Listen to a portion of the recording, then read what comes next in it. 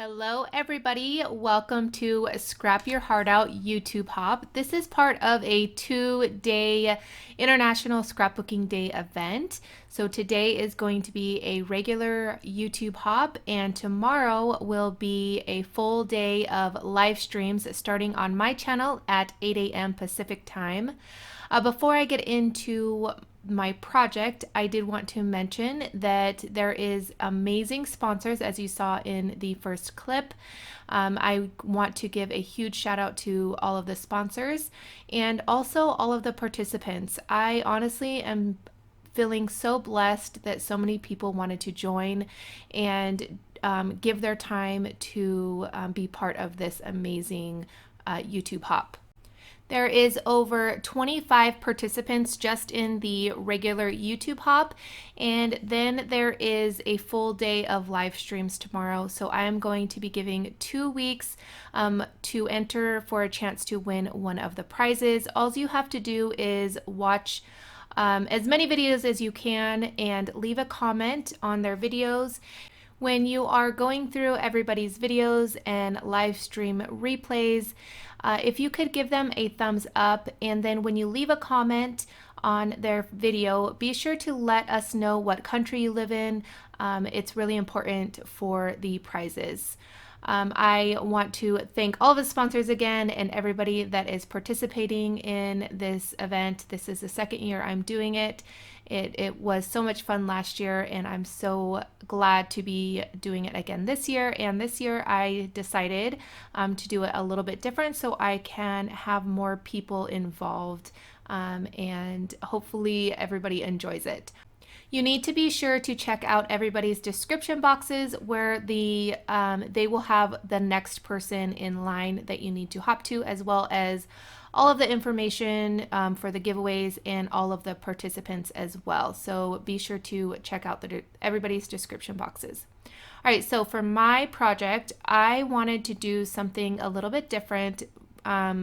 Rather than just your traditional scrapbooking, although I don't really do traditional scrapbooking anyways, it's always more so like mixed media or altered something with a photo. I have had these IKEA frames for a very long time, and I've had this idea for again a very long time. So I decided today would be the perfect day to show you how I am going to document my memories and do something different rather than just traditional scrapbooking. I think this is important because some of us want to preserve those really special photos, or we want to give a gift to somebody. And when people think of scrapbooking, obviously they think of paper and then a photo, and put it in an album, and that's it. But there is definitely so many different ways that you can document your memories and preserve those memories rather than just your traditional scrapbooking if that's not for you. That you will see many different ways that you can do this throughout the hop today and tomorrow. So I hope that you get inspired. If you do, be sure to use the hashtag #ScrapYourHeartOut2020 and be sure to tag the person that inspired you the most. That way they could see your creations. We absolutely love it when you tag us. All right, so I added some gesso to the frame because it is plastic, and then I added a little bit of paper paste with a stencil, and all of my supplies will be listed down below so you could check them out. I am using some Versamark ink to ink up this chipboard piece from Dusty Attic. I've had this for a very long time. I never wanted to use it because it's just the most gorgeous piece ever, and I wanted to wait to use it for something special. So I took some Tonic Studios white embossing powder and sprinkled it on top. And because I used the Versamark ink on it, it is going to stick, and then I'm just going to heat it with my heat tool. You see here I'm using these tweezers. These tweezers are amazing. They're from Dress My Craft. They are Teflon on the tip of them and then metal on the end. That way you aren't going to burn yourself in instances like this where you need to hold something down and heat set it. All right, so this was a little bit tricky to get this chipboard piece out, but I did it and you could see how amazing it looks.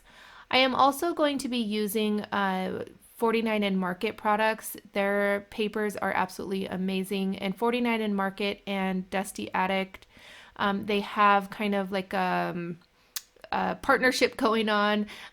So I wanted to keep the two together. I met both of the owners at Creativation, and they are just amazing people. So be sure to support them if you can. All right, so I am now taking a 49 and Market stamp and using some permanent black ink from Altenew. I should have done this before I added the paper paste, but oftentimes I do things pretty backwards, but that's okay. It ended up giving just a little bit of texture that I wanted. All right, so I am going to do a technique that I absolutely love doing and I haven't done in probably a year or two. I don't even know how long it's been. I absolutely love taking floral stamps, stamping them with Versamark ink onto vellum, and then using white embossing powder, and then cutting them out and using them on my mixed media projects. This stamp set that I am using is from My Favorite Things. I absolutely love this stamp set. It is so gorgeous. I recently got some Simon Says Stamp embossing powder, white embossing powder, and I am trying it for this technique because although I really love the Ranger embossing powder, I am trying to use what I have on hand. And this was in the card kit, I believe, that I had got for April, I think. And I want to try it out and see if I like it. And so far, so good. I really, really like it. It is very fine, which is important, especially for these types of images that are a little bit more intricate. And it sticks really heavily to the Versamark ink, which is important as well because sometimes some embossing powders don't stick that well because they're a little bit chunkier. So I am taking some little snips and just cutting out some of these floral images. I do have the coordinating die, but because I wanted individual floral images to kind of tuck behind flowers and behind the photo and all of that sort of thing, I just decided to cut them out by hand instead of having to use my die cut machine. All right, if you are still with me and haven't done so already, I hope you give this video a thumbs up. I truly appreciate it. And don't forget to leave a comment down below for your chance to win a prize from one of the sponsors. All right, so as you can see, I am actually moving around the paper rather than the scissors. That helps cut out the image really nicely. Instead of moving the scissors too much, I'm moving the paper around. I actually kind of like fussy cutting images. I don't really get a lot of the coordinating dies unless I'm going to be using them a lot for things like this. Fussy cutting is really relaxing to me. I know some people absolutely do not like it, but I am not one of those people. I can cut out tons of images, whether it's from stamped images or paper. I really, really enjoy it. All right, so I am taking this photo of my niece. I took a few pictures of her recently, and I wanted to make her something special because she is moving on from the 8th grade to high school, and I just wanted to give her something special. And I think that she really enjoyed taking the pictures. I absolutely loved breaking out my camera again and taking the photos. I really, really miss taking pictures. I do not do it as much as I want to. So it was fun to have her to take pictures of. All right, so I am mounting that photo onto some of the ephemera that is in the 49 and Market collection pack. And that way it's a little bit sturdier. I didn't want it to be too bulky, so I'm just barely leaving, as you could see, just a tad bit on the edges. This is one of those stitched frames. I had shared this collection in a haul video. So if you want to watch that, you can see in the upper right hand corner, there will be a little tab that you can click, and you could watch it later if you want to. So I'm taking some Fabri-Tac glue and adhering this little frame to the plastic frame. And now I'm taking that gorgeous Dusty Attic chipboard piece, putting it onto the frame. And I wanted to make sure that the stitched frame behind the chipboard was adhered to the chipboard in front. That way everything is really nice and sturdy and nothing is going to kind of fall off or anything. All right, I needed to make sure that I wasn't adding too much to the front of this frame because it will be standing up, and I wanted to make sure that it wasn't going to topple over.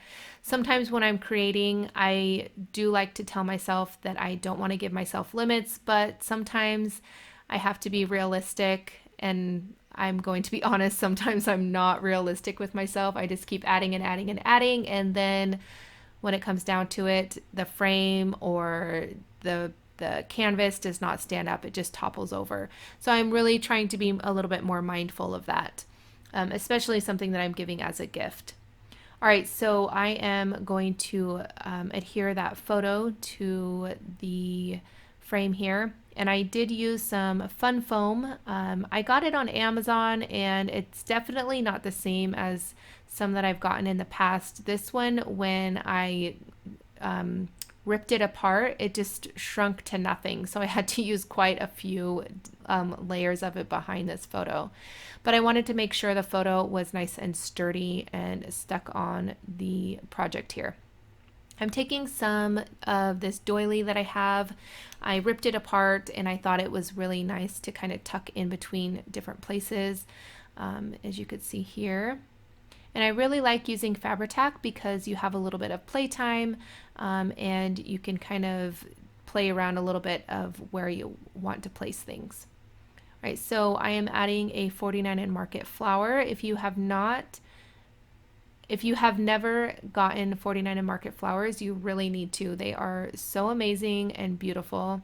And I love that there is like different collections, but there is like every color in that specific collection. It's hard to explain, but they're like the flowers that I'm using, there's like every color that they make in this collection pack of flowers. I'm probably not making any sense. You guys just go ahead and click on the link below and you will see what I'm talking about. The flowers are just gorgeous. All right, so I am adding some upholstery thread behind them, and now I'm going to add all of those stamped images that I cut out. And you could see just how dainty they are, but yet they give so much interest to a project. I absolutely love using stamped images like this on vellum. Especially something that is very girly. Although I don't know if my niece actually really likes pink, but she's gonna hopefully like this. I really, really love these butterflies that are in the die cut sheet for 49 and Market. They are absolutely stunning. I'm going to continue to add all of this little stamped images here and there. And then I have this quote chip from Tim Holtz. It says dream big. And I'm just going to take my scissors and just kind of rough up the edges just a little bit. Because I cut the ends off, I wanted it to look natural. I didn't want it to look like I had cut it off. So I'm going to adhere that just right there. And I thought it was a perfect little sentiment because she is going to high school. And yeah, I don't want to think about her going to high school. So moving on to more flowers, I am going to add some upholstery thread and placing it onto the right bottom part of the frame just to kind of balance everything. Although I wanted, of course, the focal point to be on the top right hand and then kind of cascading down a little bit onto the frame. It's important to have something on the opposite side as well, if that's the look that you're going for. All right, so I'm going to add a little bit of color to my frame, and because I used gesso on my frame, this was really, really easy. I'm using some watercolors from Alta New, although they ended up being a little bit brighter pink once they dried, but that's okay. I kind of toned them down a little bit with some gesso in the end. But I'm taking a watercolor brush and just adding a little bit.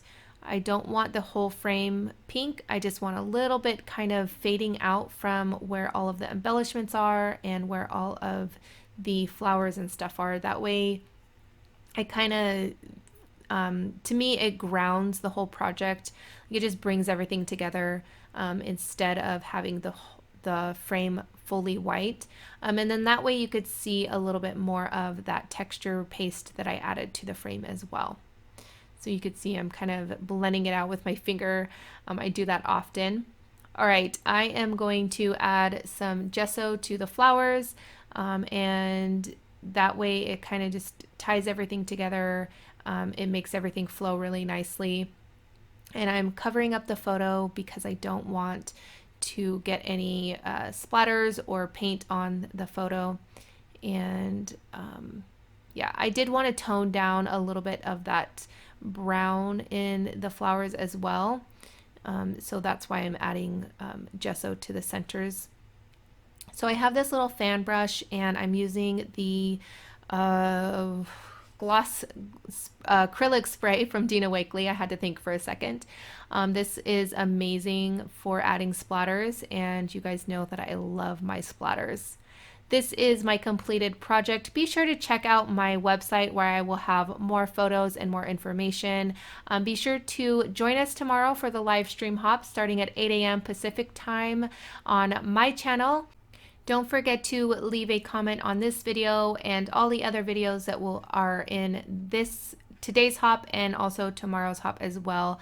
And I want to thank you guys so much for watching, and I want to thank the sponsors and all of the participants, and I will catch you guys later. Bye.